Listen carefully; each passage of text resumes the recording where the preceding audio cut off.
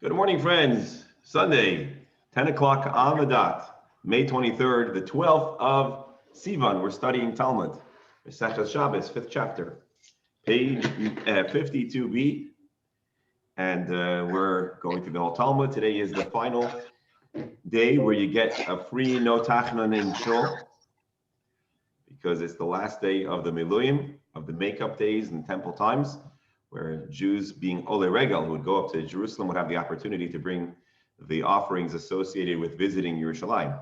So although Shavuos is only a 1 or 2 day holiday, it had some of the perks of the longer holidays in that you had until the 12th of Sivan to make up your holiday dues and offerings. And so it's a minor or semi-celebratory time, and therefore there was no tachnon.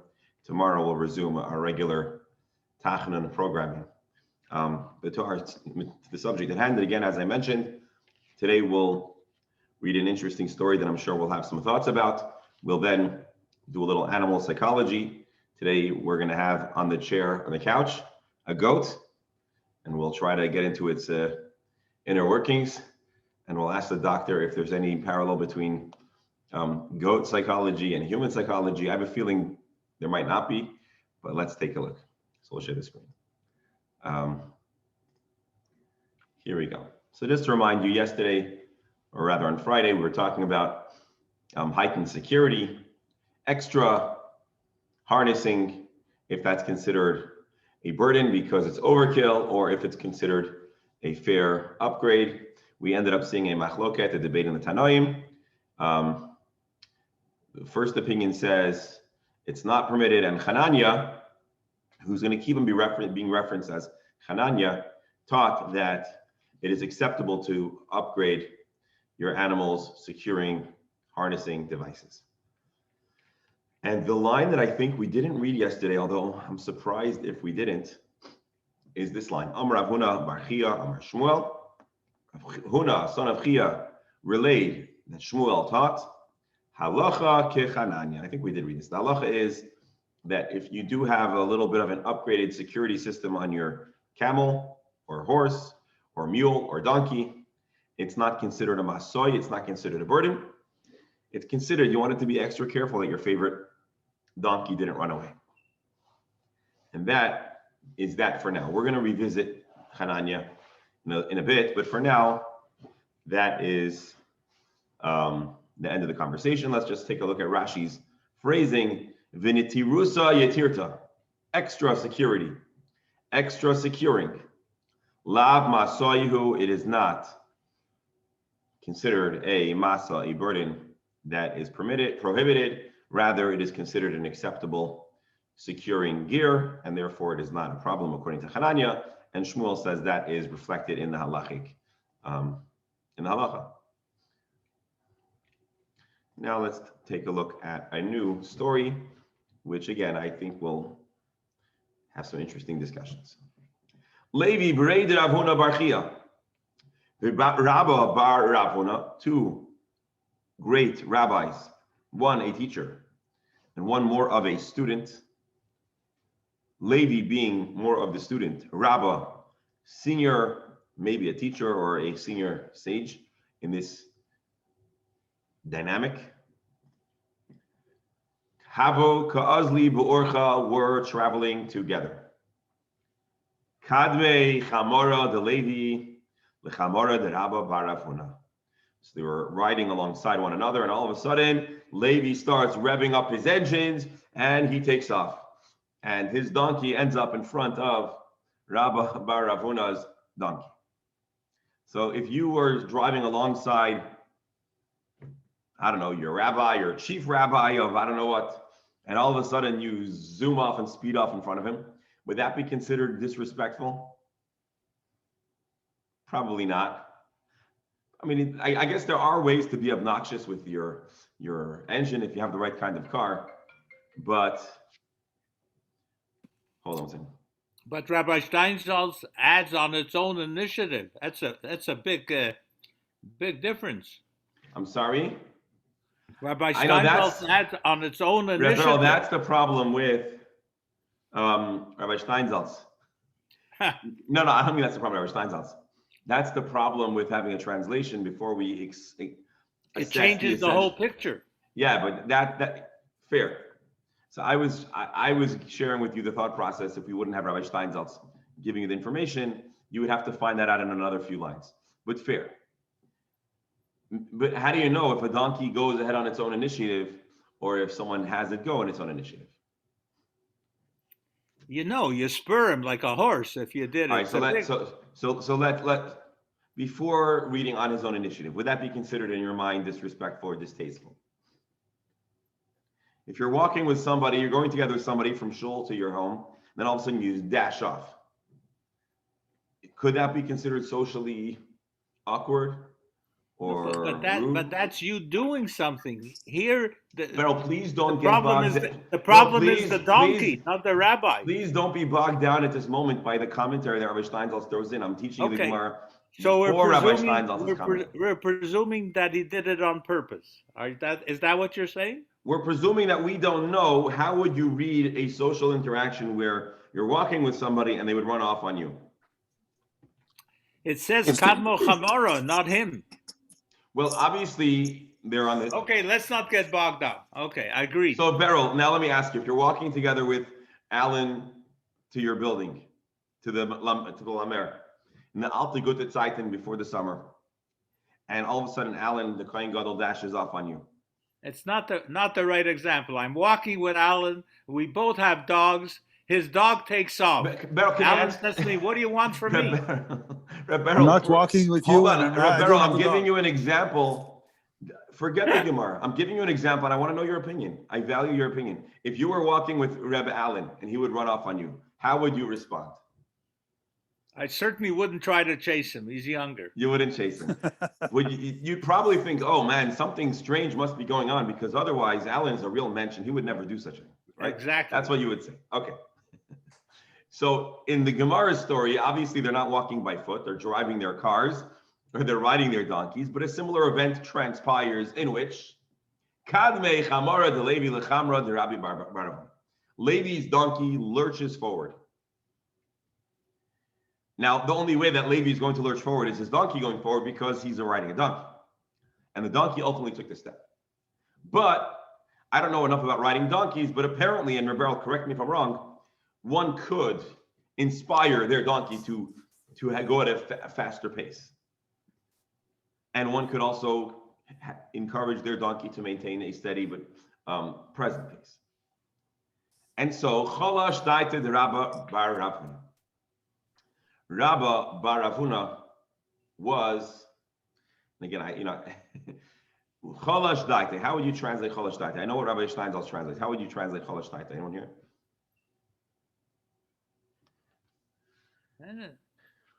I would say he was perturbed, disappointed, disturbed, surprised, maybe. Rabbi Steinsaltz uses the word offended. But again, offended. Okay, again, in my opinion, we had this conversation another time where there was the word kaped, kapeda, and we were just debating if the translation is angry or something a little more nuanced than that. So I would say the same thing over here. Rabba was not happy.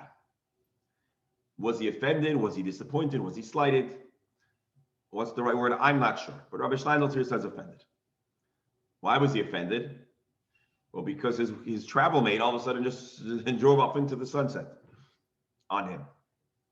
But good news is that eventually they catch up. And Levi, very much with desire to restore an entirely comfortable, open relationship. So he needs to now placate Rabba Baravon. Now here's the problem. Sometimes you do something small and you think it might have insulted your friend, but you're not sure. And if your friend isn't insulted and you insinuate that they are insulted, you're essentially insinuating that your friend is petty, because they really shouldn't be upset, but maybe they are upset. Have you ever had to deal with such a complicated social dynamic where you kind of can't win? Because if you apologize and the guy's not upset, you're indicating you think he's petty enough to be upset. So how do you navigate such an awkward and complicated social circumstance? Any thoughts? If the rabbi was speaking to him, then he would be insulted.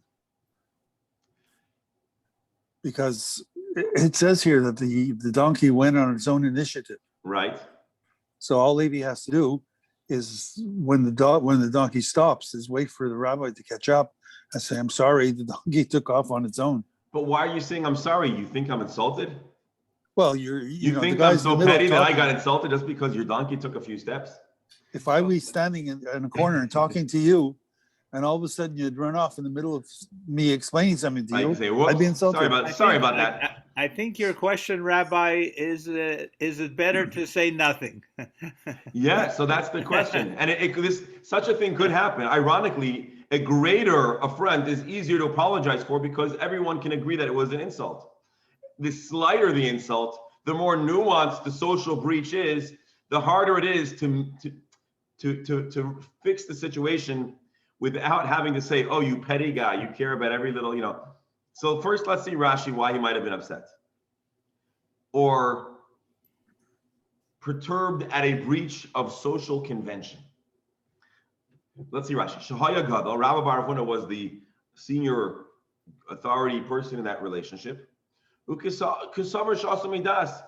this young Levi is just like, running circles around him. That's insulting. That's disrespectful. So Amar, now Levi is in a delicate social pickle. He can't say, "Oh, Rabbi Bar Huna, I'm so sorry. I know that you must have been very insulted by my donkey taking a few steps forward." That would indicate that Levi is petty. So now Levi has to let Rabbi Bar Huna, or he wants to let Rabbi Bar Huna know that this was not his design. He didn't press the pedal to the metal, but the donkey occasionally doesn't listen. So he told him the following: Emolei milsa kihechi disisosev date, so that he should understand that no insult was intended and he wasn't trying to disrespect him or whatever. Amar Le, and again, I'm adding here, and this is my commentary. Levi doesn't know that he is insulted, or he isn't certain that he's insulted, but he wants to placate him without insinuating that he is insulted. Amar Le tells him, okay, Rabbi Steindl doesn't make this as complicated as I, but I think it helps us appreciate what's going on here. Amar Le, so he says, what do you do with a donkey like this who doesn't listen? Would I be allowed to take such a donkey with a halter on Shabbos? The donkey that never listens and you want it to stop and it starts going and it runs ahead of your friends. So he starts having a conversation where he can kind of slip in that his donkey is a donkey that's not fully compliant. So Rabbi Bar Huna would understand that Levi never intended. I'm not so sure that Levi is so less knowledgeable than the teacher. I'm getting more respect for him by the word. Why? No, it's a perfect way to get out of this. Oh, so he found a way to get out of it without saying, "I'm sorry you were insulted," and without saying nothing. He's saying something, and he's alluding the fact that his donkey is a little bit out of control. Maybe he didn't think of himself as not knowledgeable, but he wanted to pretend to be not so knowledgeable so that Reb Huna could assert his superiority. Oh, so Professor, you're saying that there's actually a double play at hand. He's both communicating that his donkey doesn't behave, but also appealing to the authority and reasserting or allowing Rabbi Bar Huna to establish a dominant. So Huna wouldn't think that Reb Levi tried to demonstrate his superiority by a radical way. Right. In superiority or some kind of social insubordinance. So he asked, can you take this donkey out with a halter on Shabbos? Because you never know what's going to happen. What's the question? Let's read Rabbi Steindl, who's really elaborating on Rashi. Typically, to secure a donkey, a bit suffices. The donkey does not need a prumya, it does not need a halter. A halter is like overkill, it's extra security. However, the question is whether or not a halter that provides excessive security for a wild donkey is considered a burden or a necessity. So basically he's saying, you see this donkey so wild? I don't know if the regular bit would be sufficient? Could I upgrade my security? Because this thing really, you never know when it's just going to run off. Amar Le, and Rabbi Baruch Huna tells him, Hachi Amar Avuch Mishmei Deshmuel. You know, I was buddies with your dad once upon a time, and he actually shared as follows. He said, Shmuel taught him halacha kechananya. We follow Chananya, which is to upgrade the security of your livestock is not a problem. It's acceptable to upgrade your security. Socially complex pickle resolved, pieces restored. Levi has established that he's respectful to his senior rabbi. The senior rabbi does not have to now either acknowledge that he was insulted by something petty like the donkey taking off, and peace has been restored. Now I think I know why Dr. Hammer is shaking his head, because Dr. Hammer is disturbed that there should even be such a sensitive, potentially sensitive social dynamic. So who cares if I'm senior? Who cares if I'm the junior or the less society? Can't we just get along? Can't we just live life without having to constantly be perturbed by these little nuances in society? Doctor, is that a correct reading on your? But you're muted, so I'd love to hear your actual voice. It's also that there's not enough information here. Use the analogy that Alan and Bernie are walking back to Lamer. Well, the question is, are they walking next to each other? Are they talking? Are they in the middle of a discussion? Or is there a lapse in the discussion now and they're just walking back? There's nothing more on the agenda except we're getting back. Okay. Bernie, Yes, how can we judge without knowing what's the relationship before the donkey ran away? No. So in other words, it seems you're saying depending on what was happening that's not written would also determine how inappropriate it was for Levi's donkey to run off had it been intentional. Right. And so, yeah. And then we can sort of analyze why would, if nothing much was going on, and one of them was late for an appointment or had a weak bladder or whatever the issue is, the person who's going to leave could at least say, excuse me, I really am in a hurry to get back, see you, whatever. But if we don't have that information, to ascribe that the rabbi or the more distinguished one should be going first or whatever, I don't know, doesn't, and if not, would be offended by it. And I mean, if we look at the stories that we read to children about Rabbanim and the mitos, certainly the opposite would be true. Why? I think Levi is so humble that even though he was a great rabbi, he still wants to be absolutely respectful to his peer. We could say that this is, by the way, I'm feeling very good right now. I'm allowed to say this because Rabbi Steinsaltz in the notes makes exactly my point. The reason why he didn't apologize explicitly is because no one said that he did anything wrong, and then he might be so I feel like my social commentary has the endorsement of Rabbi Steinsaltz. I feel very good. It all depends what that word chalash means. I'm struggling with that. Right. Yeah. Because in the Hebrew language, it is a slightly ambiguous phrase. Now, Rabbi Steinsaltz in his commentary in the text over here, he explains that it's possible that the senior rabbi would travel ahead. So they're traveling alongside, and Rabbi Baruch Huna. Based on Rabbi Steinsaltz's commentary here, it's possible that they weren't quite teacher and student. They were maybe a junior and a senior, something to that effect. But they were of the same general class. And so Rabbi Baruch Huna may have thought that Levi was seeking to establish his dominance. Again, I know that the doctor's comment that it sounds so petty that it doesn't make sense that was what was going on. Right.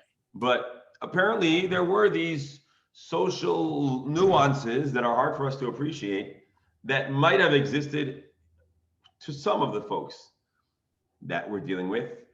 And it's possible because typically, and this is maybe even getting into more controversial ground, I think many times the social convention that exists in Jewish society may have also been influenced by the broader society. And so it's possible, again, I don't know enough about the society in that era, but it's quite possible that in that region, in that era, there was, certain societal conventions, and there was a certain kind of hierarchy and a way to establish a hierarchy. And maybe that kind of chivalrous knight society trickled into the Jewish community. And now someone is going to stake their dominance by going forth. And now someone else has to either, challenge it or accept his dominant role. I don't know. I really don't know. But I'm just going to. Anywhere in the Talmud, these two sages interacting, ruling differently, arguing over something, or they don't appear together anywhere? I don't know enough to tell you that. They do appear together. And it's entirely the interesting. They have a history. No, but here, let me say something interesting. Actually, I think this might help because you're making a very good point. It seems like in Talmudic society, for you and I to have a very, very vigorous disagreement about the halachic position or a psak or understand, that would be entirely acceptable. That's like, you better do that. If you're not going to engage with me, that would be disrespectful. So ironically, when it comes to Talmudic back and forth, the battle of the Talmud, that would be like really good. That you're supposed to do.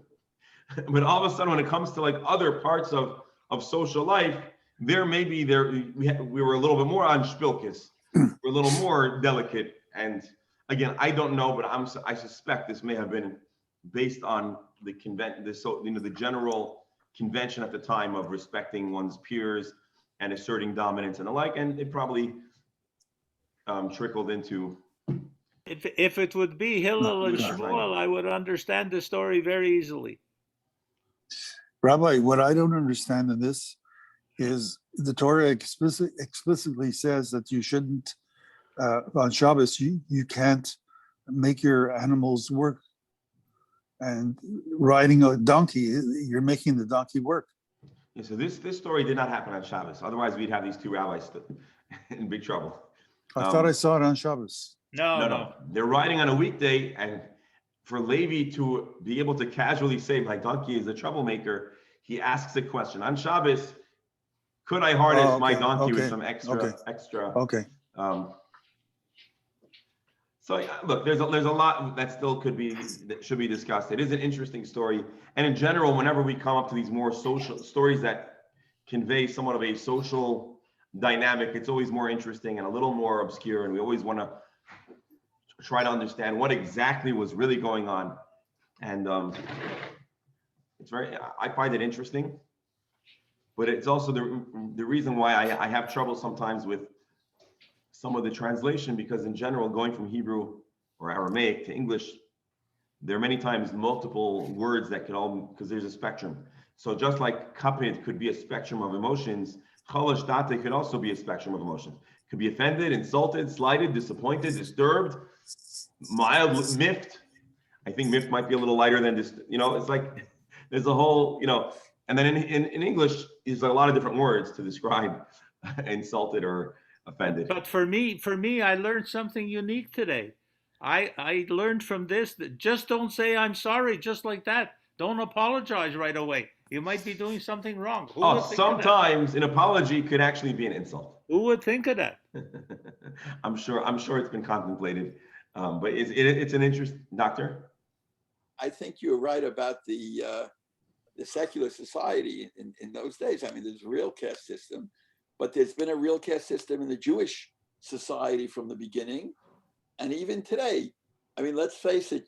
Even in our shul, for example, you have a couple of chashav rabbanim coming for a simcha. The question is, if they don't tell you who to give which kibbut to, you're lucky if they tell you. But if they don't tell you, so you don't know who's the uncle and who's the grandfather and who's that, you say, oh, I know who he is. We have to give him whatever, shlishi, or we have to give him. So there's, and the question is, do they care, the people? But we care to do the right thing. Right. So it's a complicated thing, but I'm sure that in those days also there was. Doctor, you're 100% right, and even more so, it's well known that when it comes to a wedding, a chasana, we have the 70 brachas and different honors, and different honors have higher value. And who gets which honor could, for some people, be a very important matter. And on the flip side, to insinuate to the chash of a person who thinks he deserves the bracha achrita, that they think they deserve the bracha achrita, and to insinuate that they would be insulted if they wouldn't get it, is also an insult. And so you couldn't go to that chash of a person and say, I'm so sorry I didn't give you bracha achrita, because then what are you saying? That I'm so petty that I'm disturbed I didn't get the biggest covet? And so that's precisely this dynamic that we're trying to imagine over here, and why sometimes apologizing is almost as bad as the original. We had someone in Zichron Kedoshim, if he didn't get shishi, wouldn't take the aliyah, and the important thing was not so much that he was such a big chochem, but he was a big donor, which may be more important. Well, you know what, the challenge with aliyahs that I face frequently is that different communities have different highest value aliyahs, and you don't want to, so you might be intending to give a person shlishi as the greatest covet, but if they come from a certain Hasidic community, they want shishi. But if they're Sephardic, you're giving me shlishi, I should be getting shvi. And so on one hand, it could be good because then you have three of the most chashuv aliyahs, but on the flip side, if you get it wrong, you could inadvertently insult the person you're intending to honor. And then I'll tell you something else. Rabbi, you have something else to worry about when you say, I'm sorry, somebody walked in, you walked in too late. You have another problem to add to the list. Yeah. And then something else, let's say Revi to some people is not considered a chashuv aliyah, to some people. But many times the substance of Revi is for example, this Shabbos, the Birchas Koyanim was in Revi. And so Rabbi Applebaum had his birthday. And he asked me for an aliyah. So I said, oh, it's your birthday. You want maftir? He says, no, I want Revi.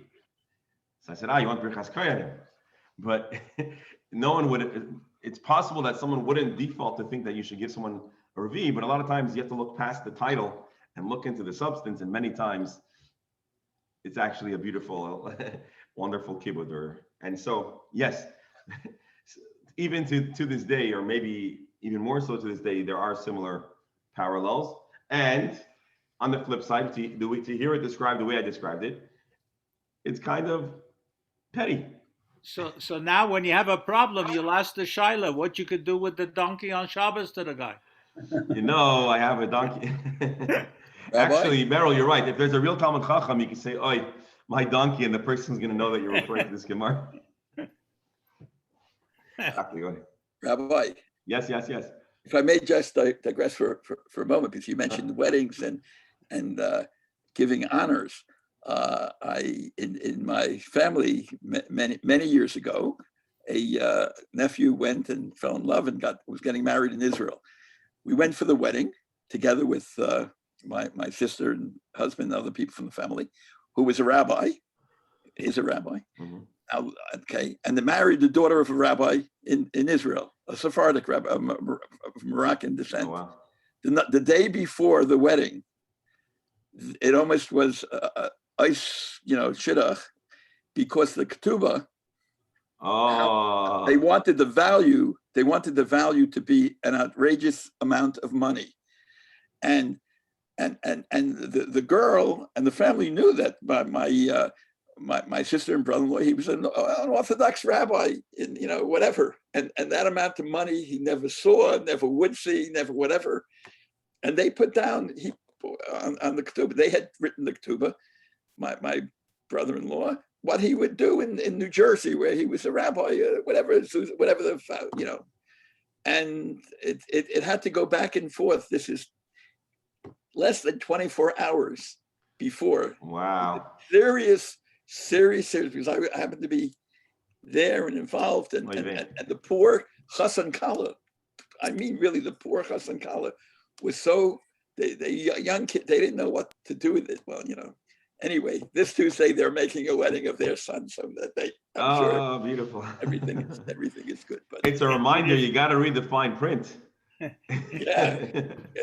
Well, in Yiddish, they say the Suf is good.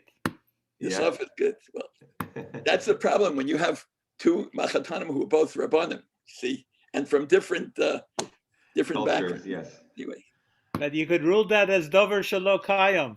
right? Anyways, all right. Now we're gonna get our goat on the bed on the couch. Yeah. So you might want to spread out a. All right. Tana Devei Menashe, a teaching from the students of Menashe.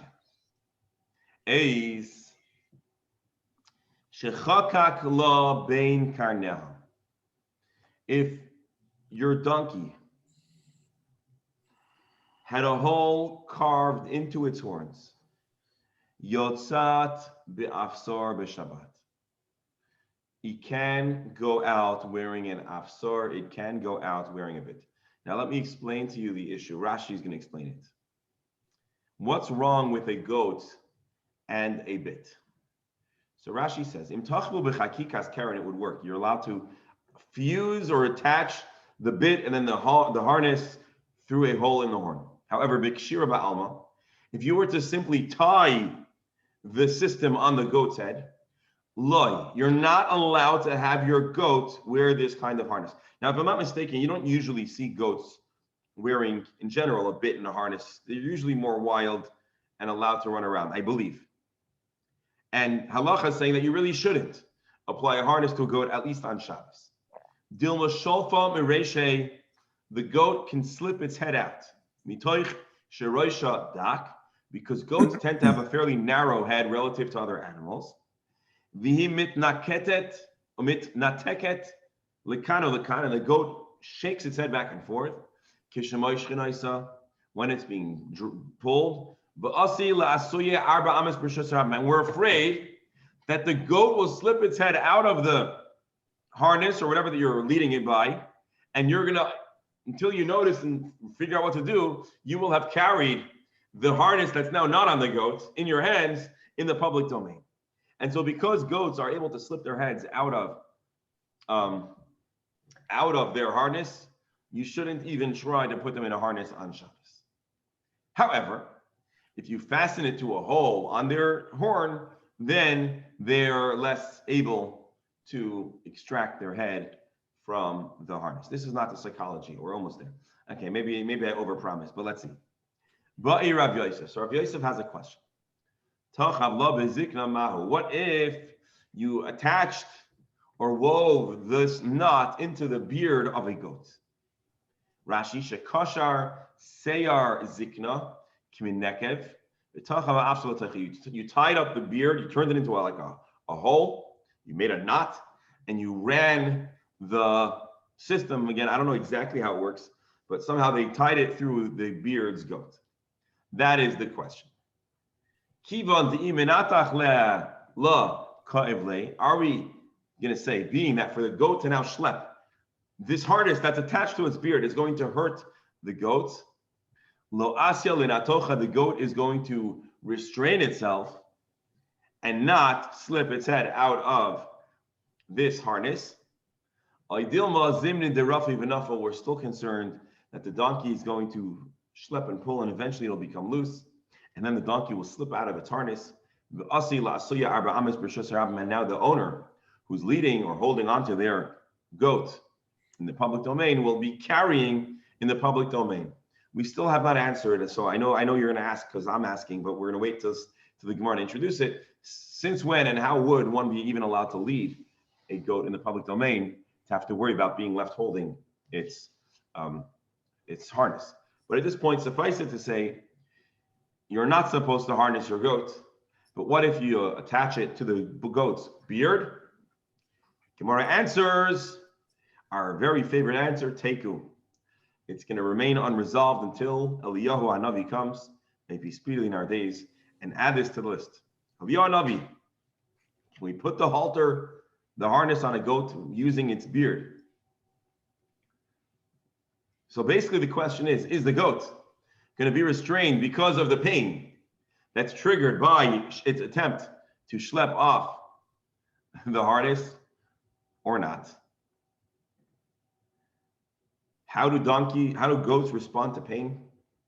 Do goats have the restraint when it's going to be painful? Are they able to think ahead? Can goats untie knots in their beards? You got to wait and see. And if you do, so anyway, okay, I'm sorry. We may have overpromised on the goat psychology, but there you have it. The goat, Confessions of a Goat. Like they say, that got my goat. Ay. So now we're talking about, okay, so there we have it. Goats, generally speaking, you cannot tie them up with a bit and take them in the public domain because they might slip out. If it's through a hole in the horn, goats don't know how to, they can't break open their horn. It's going to be well secured and it's not going to come off. A beard, it's complicated. It's a little more secure than simply wrapped around the neck because the goat necks are small, but it's not quite as secure as through a hole in the horn, and it's going to remain unresolved, which means that halachically one should not lead their goat on Shabbos. We should keep this on standby because we're not ready for it yet, but we're almost going to be open. Bear with me a moment. Open a new tab. All right.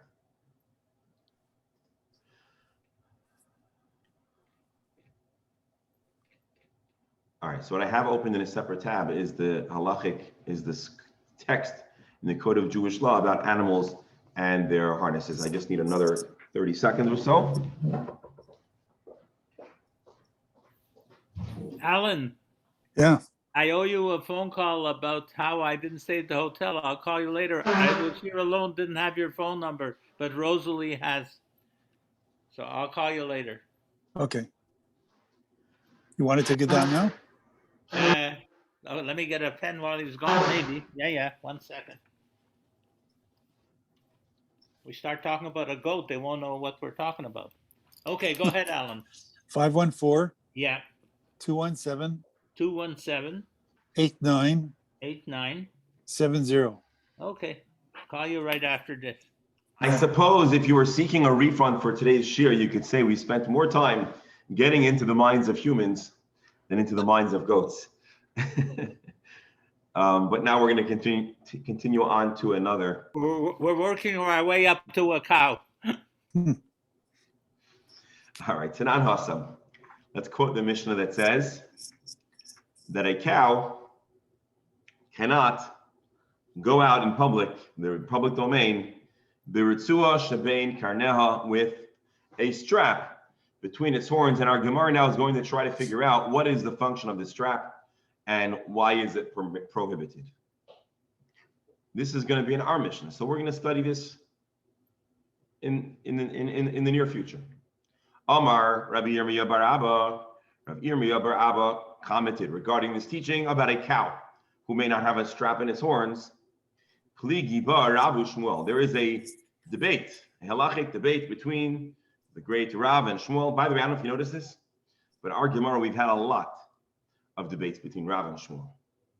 Chad Omar, one of the rabbis, either Rav or Shmuel, said, Bein Lenoi, Bein Leshamer, whether this strap was a design, a headband, a decoration, a bow, Bein Leshamer, and whether it was there for securing the animal. Also, regardless of its function, you may not have this strap on the cow. But another one of the rabbis said, Lenoi. So this is going to now be a comment on something that we asked on Thursday or Friday, which is, what about if it's for decoration? Lenoi, if the strap was a headband for beauty for the cow, asur, it is prohibited. Ulishamer, but if it's to secure this cow, mutter, it is permitted. Rashi, why are we putting straps on your cow for beauty?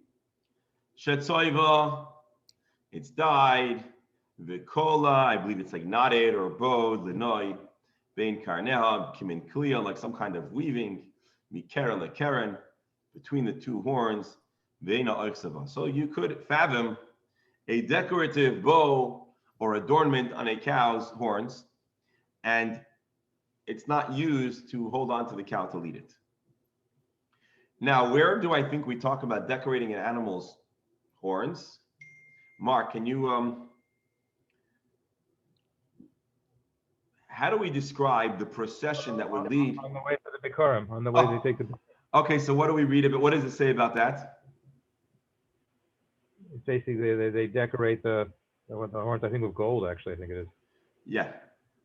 So Mark is saying truth. I don't remember the exact details, which is why I was asking Mark to help me out. But when the Jewish people would lead a procession prior to Shavuos to bring the first fruits for Bikurim, so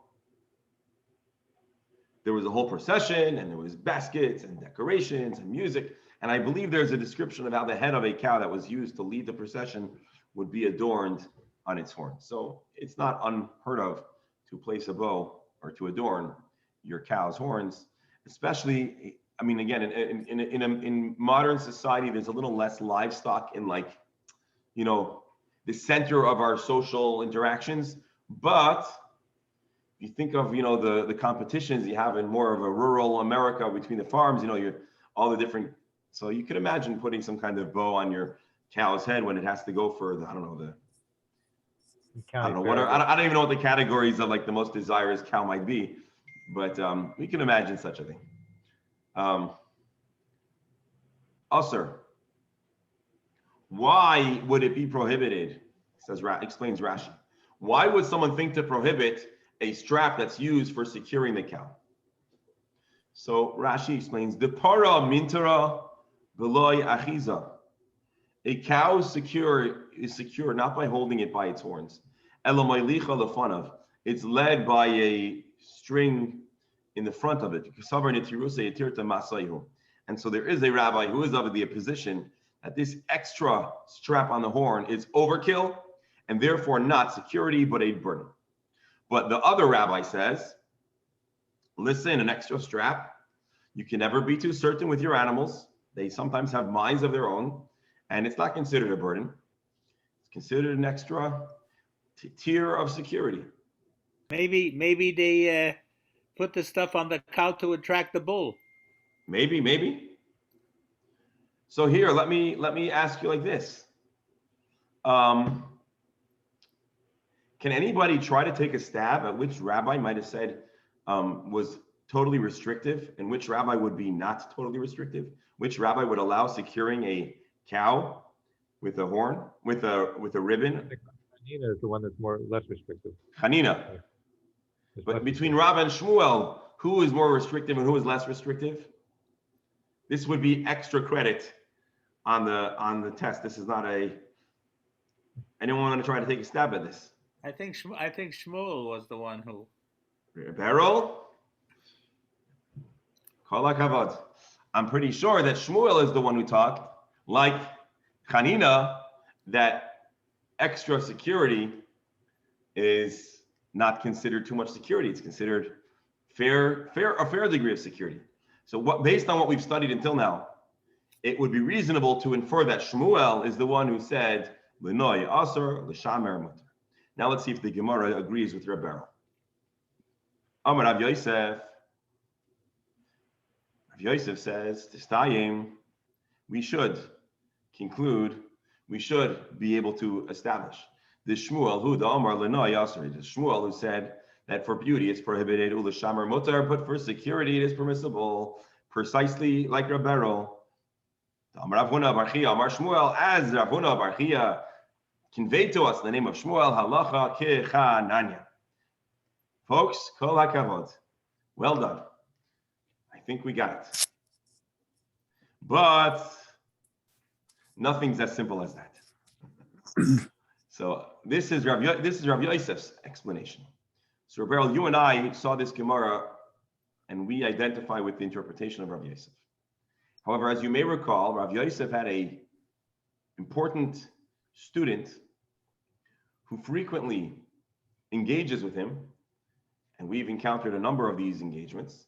Rav Yosef, Abaye had very good, probing, clever, wise questions, and let's see how Abaye is not going to let Beryl, you and I, just have an easy ride. We're going to have to defend our position. Abaye retorts and says, Adarabba, on the contrary, Tistayim de Shmuel hu de Amar bein lenoi bein leshamar aser. Really, I think you should be able to conclude that Shmuel is the one who says it is absolutely prohibited. Why? Now here it gets a little more complicated. And we're going to lean on, well, let's see. Amar Rabbi Yehuda, Amar Shmuel. Rabbi Yehuda conveyed to us in the name of Shmuel, Machlifin lifnei Rebbe, shelzu bizu mahu.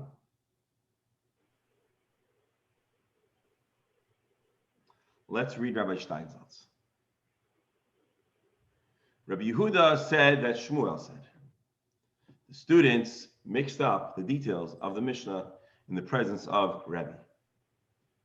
What did they ask? They asked, what is the halacha? I'm reading Rabbi Steinsaltz, so we'll go back to the Gemara. What is the halacha with regards to the animal going out in the public domain with that which is permitted for that animal? Rabbi Yishmael, son of Rabbi Yossi, said, in the name of his father. We saw this Gemara before. That's why I just want to show it in English first. 4 animals can go out with a bit: the horse, mule, camel, and donkey. And we inferred initially that maybe the list was coming to teach us that a camel cannot go with a nose ring. And ultimately, when we brought this Gemara here, we'll see the Gemara inside again. Ultimately, when we brought this Gemara last time, because we saw this Gemara previously, we ended up indicating that actually it was to teach us about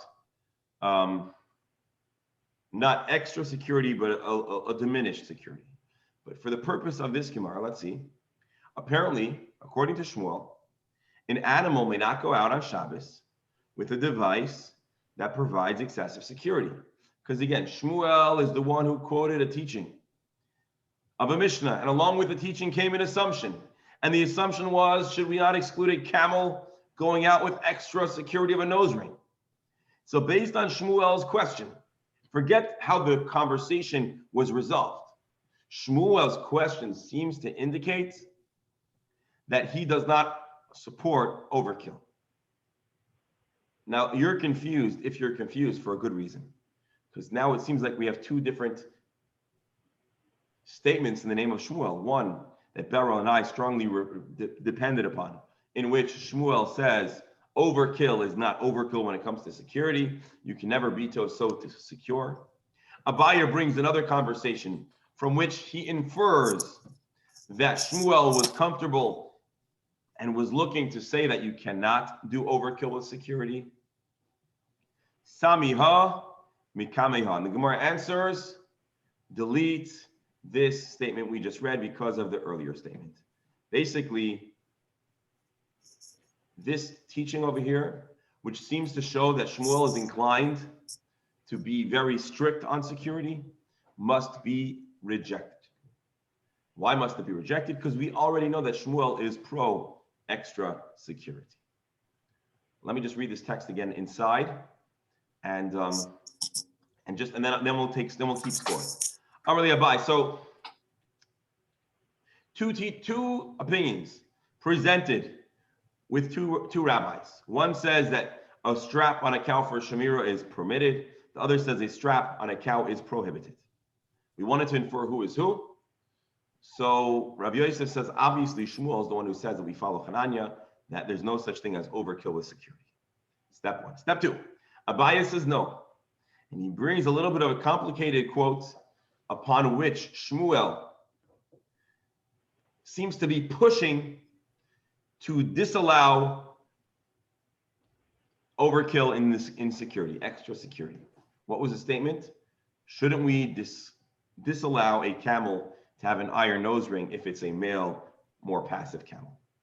Rav Yosef says, sorry Abaye, you're going to have to delete, you're going to have to erase this teaching from your memory because it's too contradictory and we need to keep consistent. And Shmuel clearly holds that you can do extra security. And so therefore we have to delete the second statement, which is strongly in conflict and contradiction with the earlier teaching. Gemara now says, okay, hold on, let's figure this out. We've got 2 texts that seem to be in conflict. One text indicates that Shmuel supports Hananya. Shmuel supports extra security. The other text shows us that Shmuel does not support extra security. His instinct is to prohibit extra security. One of these texts has got to go. And Abaya comfortably says, delete, reject, omit, get rid of this latter statement, the statement that makes Shmuel seem more strict. He could have said to delete the other side. Exactly. So the Gemara asks, although Beryl, you should be happy with this answer because it supports your and my position. But yeah, we need one understanding. The Gemara asks Reb Beryl's question. Umay chazes dimisames ha mekame ha. Why would you decide to delete one text before the other? Maybe sami ha mekame ha. Delete the statement that supports Beryl and my position, and let's have Shmuel being more strict when it comes to security. So the Gemara says, you know why? Because we actually have another text which explicitly quotes Shmuel staking the position that he's lenient and allows extra security. The Ashkechan Shmuel hu da Amar lena asal l'shamar mutar. We actually have a text which is supportive of this inference. The Itmar. Rav Chia bar Ashi Amar Rav. Rav Chia bar Ashi taught that Rav taught bein lenoi bein l'shamar asar. Regardless of your reason is prohibited. And then Rav Chia bar Avin Amar Shmuel lenoi asal l'shamar mutar. So these two texts, without any other data, it would be very hard to decide which text we would declare inaccurate. However, because we have an explicit tradition specifying this breakdown of positions, we can now comfortably say, Rav Yosef can comfortably say, the text which indicates that Shmuel is inclined to be prohibitive, restrictive of extra security must be incorrect.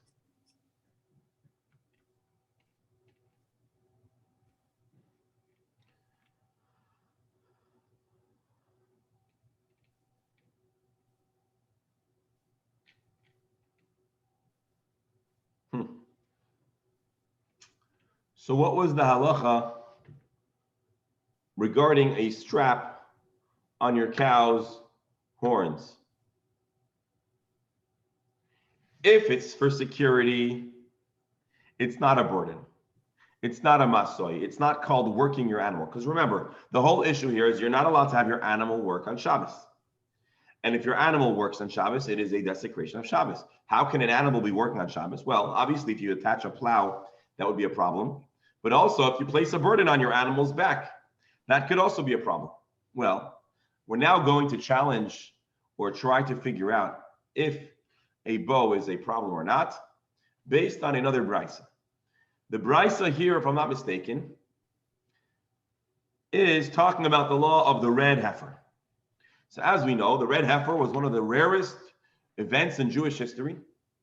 The Mishnah tells us that only 9 times in Jewish history did the Jews find an entirely red cow that had not even 2 hairs that were not red. And this red heifer was used in the purification process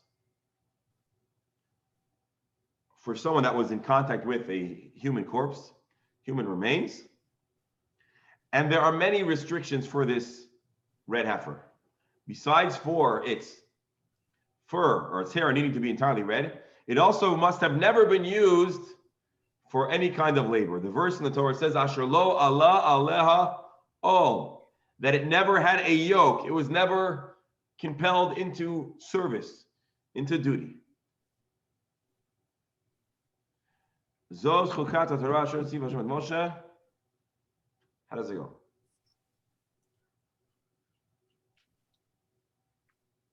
Anyways, okay, so that's the pasuk. So now let's see. Kashra aleha b'moseira. If the owners attached reins to a red heifer, kshera, it remains kosher. It has not been disqualified for the red heifer. Rashi, talking about a paradigm. A moseira is an afsar, is a halter. That's what we said. Or moseira, I think, means reins, and afsar means a halter.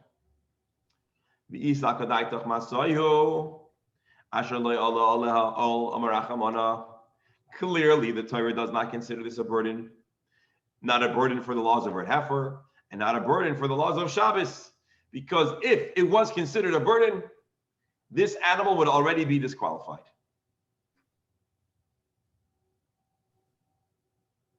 Amar Abaya,